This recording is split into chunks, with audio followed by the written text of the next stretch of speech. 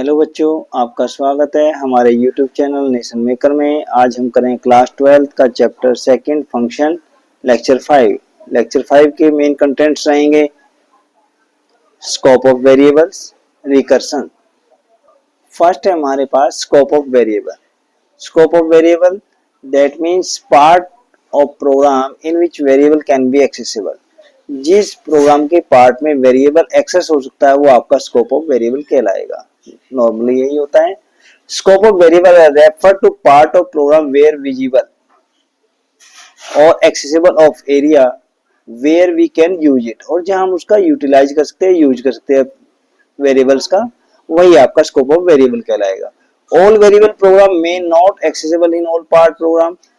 हमारे जितने भी नंबर ऑफ वेरिएबल्स है वो सभी वेरिएबल्स कंप्लीट प्रोग्राम में एक्सेस नहीं हो सकते। डिपेंड करता है कि वेरिएबल का स्कोप क्या है। It depend on where the declare, और कहां पर ये डिक्लेयर किया गया है। Two type of variable scope है जनरली हमारे पास क्लास 12 के अंदर पाइथन में। फर्स्ट है ग्लोबल स्कोप। ग्लोबल वेरिएबल होता है आपका, global variable declare at the top level of module और आउटसाइड ऑफ एनी फंक्शन। हम कहां डिक्लेयर करते हैं ग्लोबल वेरिएबल को? मॉड्यूल के टॉप में या आउटसाइड ऑफ एनी फंक्शंस। कोई भी जो फंक्शन है उसके आउटसाइड में डिक्लेयर किया जाता है directly in interpreter. This type of variable declare with global, अब हमेशा ग्लोबल वेरिएबल डिक्लेयर करते हुए ग्लोबल कीवर्ड का यूज किया जाएगा। In function it can access anywhere, और ये कहीं भी एक्सेस हो सकता है प्रोग्राम में, इनसाइड फंक्शन और आउटसाइड फंक्शन। जिस फंक्शन के हम अंदर यूज करें उसके इनसाइड और आउटसाइड दोनों जगह एक्सेस हो सकता है, क्योंकि इसको ग्लोबली डिक्लेयर किया गया outside of any scope. This scope is variable called a global scope, और इसी को हम कहते हैं global scope of variable. Example है यहाँ पर ग्लोबल स्कोप का और लोकल स्कोप का, दोनों ही दिखाए गए हैं। ग्लोबल स्कोप ऑफ वेरिएबल में हमने वेरिएबल डिक्लेयर किया z इक्वल टू 50। z का जो डिक्लेरेशन है आउटसाइड ऑफ स्कोप है। यहाँ डेफ आपके पास फंक्शन है, फंक्शन के हमने आउट में डिक्लेयर किया z को इनिशियलाइज किया है वैल्यू 50। डेफ शो एक फंक्शन लिया जिसमें एक x पैरामीटर पास हुआ है। y equal to x, y में जो वैल्यू होल्ड हुई है वो x की वैल्यू होल्ड हुई है। Print y comma z, y और z दोनों प्रिंट करें, क्योंकि y की जो वैल्यू है वो x से ट्रांसफर होके आ रही है, और जो z है z की declaration outside of variable, outside of function है जो ग्लोबली डिक्लेयर है, इसलिए z भी यहाँ भी एक्सेसिबल है आपका। ये कहलाएगा z ग्लोबल स्कोप है, और y का जो स्कोप है वो आपका लोकल स्कोप है। यहाँ पर t इक्वल टू 5, 10, 15, 20, 25। टी हमने एक टपल डिक्लेयर की है, टपल के अंदर नंबर ऑफ एलिमेंट्स दिए। शो में जैसे टी पास करेंगे, टी में जो हमारी टपल है वो डायरेक्ट कहां पास हो जाएगी? एक्स को जाएगी। एक्स की वैल्यू आपकी वाई ने होल्ड किया और वाई के थ्रू आपकी प्रिंट होगी, 1 बाय 1 प्रिंट होती जाएगी, और जेड आपका ग्लोबल है। ये ऑल एलिमेंट्स यहां पर आपके शो हो जाएंगे। नेक्स्ट है आपका लोकल वेरिएबल। लोकल वेरिएबल जो इनसाइड एनी फंक्शन डिक्लेयर होगा वो आपका वेरिएबल लोकल वेरिएबल कहलाएगा। इट कैन एक्सेसिबल और visible only inside the function, और ये फंक्शन के इनसाइड ही विजिबल होगा या एक्सेसिबल होगा, आउटसाइड ऑफ फंक्शन एक्सेसिबल नहीं होगा। It declare this scope of variable called a local scope, ये आपका लोकल स्कोप है। It not use outside any functions, या जो भी फंक्शन है जिसमें हमने डिक्लेयर किया उसके आउटसाइड में यूज नहीं कर सकते। वैल्यू हमने एक वेरिएबल लिया है 100, ये आपका ग्लोबल है क्योंकि आउटसाइड ऑफ फंक्शन है, फंक्शन के डिक्लेयर से डिफाइन से पहले ही हमने इसको डिक्लेयर कर दिया, वैल्यू इनिशियलाइज कर दिया, वैल्यू आपका ग्लोबल बन गया है। डेफ कीवर्ड है, कैलकुलेट फंक्शन है, फंक्शन में हमने नंबर एक पैरामीटर पास किया है। ग्लोबल वैल्यू, जब भी हम ग्लोबल आपके वेरिएबल्स का यूज करेंगे, ग्लोबल वेरिएबल के लिए आगे ग्लोबल कीवर्ड मैंडेटरी है लिखना। कहां पर? जब भी फंक्शन के इनसाइड हमने यहाँ पर ग्लोबल वेरिएबल है वैल्यू, और ये वाली वैल्यू है ये आपकी लोकल वेरिएबल है, क्योंकि जब लोकल स्कोप होता है तो वहां पर प्रायोरिटी में लोकल की रहती है, वेरिएबल की प्रायोरिटी ऑर्डर के अकॉर्डिंग, और ग्लोबल का यूज करना है तो उसके लिए ग्लोबल कीवर्ड मैंडेटरी है नोट करना। तो ये आपकी ग्लोबल वैल्यू आएगी यहाँ पर, और ये वैल्यू है आपकी लोकल वैल्यू, लोकल वेरिएबल की वैल्यू रहेगी। If number reminding by 5 double equal to 0, यदि कोई भी नंबर है जो हमने नंबर पास किया है जो पैरामीटर, उसकी reminding by 5 double equal to 0 है, तो value equal to value plus number. तो जो ये वैल्यू एक्सेस हो रही है, यहाँ अपडेटिंग हो रही है, वो आपकी लोकल वेरिएबल की वैल्यू अपडेट हो रही है, ना कि ग्लोबल की। यदि ग्लोबल की अपडेट होगी तो उसके आगे ग्लोबल लिखा होगा, क्योंकि फंक्शन के इनसाइड है, तो यहाँ पर लोकल वेरिएबल की प्रायोरिटी है। यदि सेम नेम के एग्जाम्पल है, और जो सीबीएसई के एग्जाम में आते हैं इसी टाइप के एग्जाम्पल होते हैं, सेम वेरिएबल होता है, सेम नेम से वेरिएबल, और उनके बस स्कोप का आपको कैरी करना होता है, ध्यान रखना होता है किस टाइप का स्कोप वहां पर है, ग्लोबल है या लोकल है। तो वैल्यू यहाँ पर दोनों का सेम वेरिएबल नेम है, वैल्यू ग्लोबल भी है और वैल्यू लोकल भी है, तो यही कंफ्यूजन हो जाता है बच्चों को। तो इसलिए यहाँ पर जब ग्लोबल कीवर्ड का यूज नहीं है तो वो लोकल वैल्यू वेरिएबल है आपका, अपडेट होगा। वैल्यू प्लस नंबर वैल्यू में ऐड हो जाएगा, else value equal to value minus number. यदि ये reminding by double equal to 0 नहीं होगा तो वैल्यू से नंबर माइनस हो जाएगा। प्रिंट वैल्यू, वैल्यू को प्रिंट करेंगे तो अपडेटिंग वैल्यू यहाँ पर प्रिंट हो जाएगी जब आप करोगे, और एंड एट द रेट और साथ में एट द रेट साइन आपका प्रिंट होगा।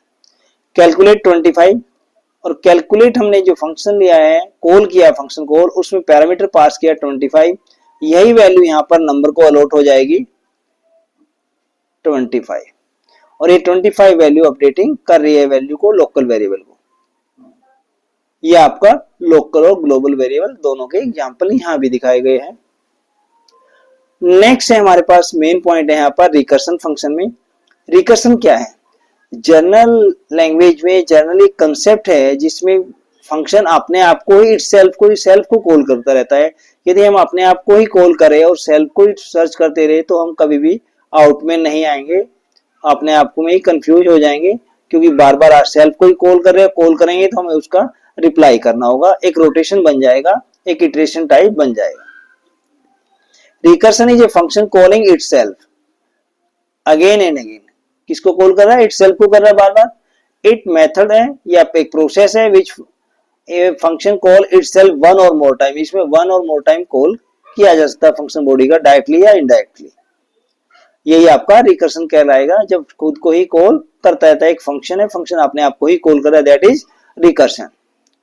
कंडीशंस होती है रिकर्सन्स की जो इंप्लीमेंट करनी होती है।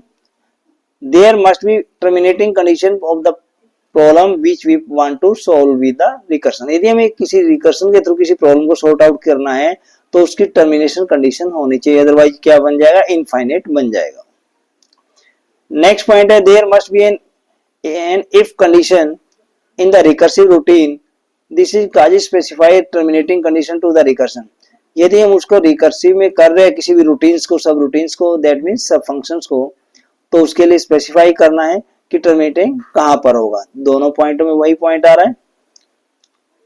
Reversal in order of execution, जब हम रिकर्सन करते हैं तो उसका ऑर्डर होता है एग्जीक्यूशन का, रिवर्सल ऑर्डर होता है, क्योंकि उस स्टैक के थ्रू इंप्लीमेंट होता है, और स्टैक आपका लास्ट इन फर्स्ट आउट के मेथड पे चलता है, लिफो मेथड फॉलो होता है।